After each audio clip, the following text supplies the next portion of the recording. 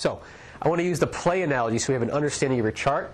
This is my chart up here, but yours is going to look something like this.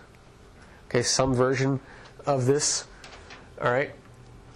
So what we see on a chart is all these little symbols on the inside. Those are the planets or planetary bodies, because, you know, the sun is not a planet, the moon is not a planet, but we just call them planets, just astrological planets, we'll call it, not astronomical planets. They represent the symbols for the planet. There's more asteroids and things going on. This is as basic as we can make it.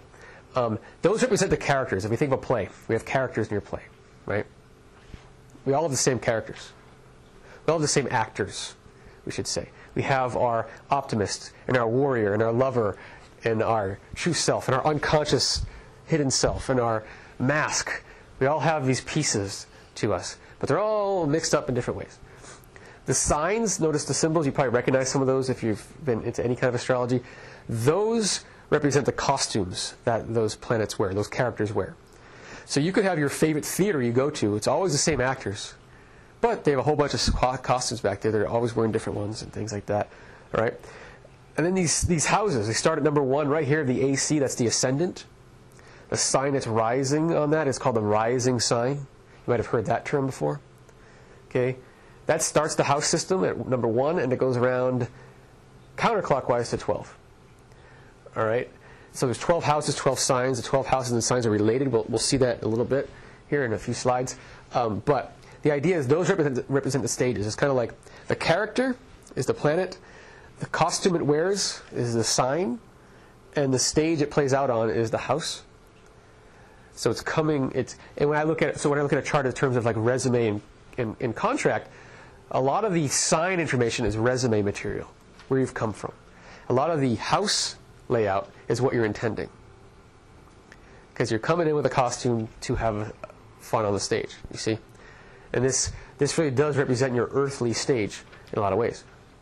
Right? And then the last part is the dialogue between those characters, represented by the angles. This is when you get really mathy with it, the mathematics of it all.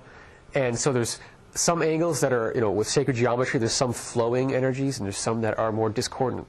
There's no good and bad. You'll often hear good aspects, bad aspects, or positive aspects and negative aspects. Or like you read books that say malefic aspect between Mercury and Saturn. I read stuff like that. I'm just like, slam it down. There's no such thing. There's different ways to experience the interaction of your characters. That's all. There's no good and bad.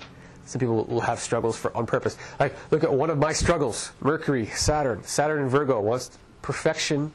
Mercury wants expression, Aries. I was quiet for most of my first 20, 25 years of life. No way I could get up here and do something like this. But there's a huge intention to, but what I have to get over is that it's never going to be exactly perfect. As soon as I made that decision that said, it's not going to be perfect, then I just come out and give whatever I have. But it took forever, because I was like, no, I'm not ready yet. Not ready yet. Not ready yet. So that was an inner challenge, you see? But it doesn't mean that there's something bad going on there. In fact, it was this inspiration to develop it. Okay? Whereas other people that might have Mercury, Saturn, in a more flowing aspect, yeah, it's easy for them to express their words and put things into order with their words and say the right thing. It's not a challenge for them, but oftentimes they just won't use it because there's no impetus, there's no reason. Okay? So you can even see that as a bad thing, but it could also be a good thing. It's all how you look at it. Your judgment is your judgment.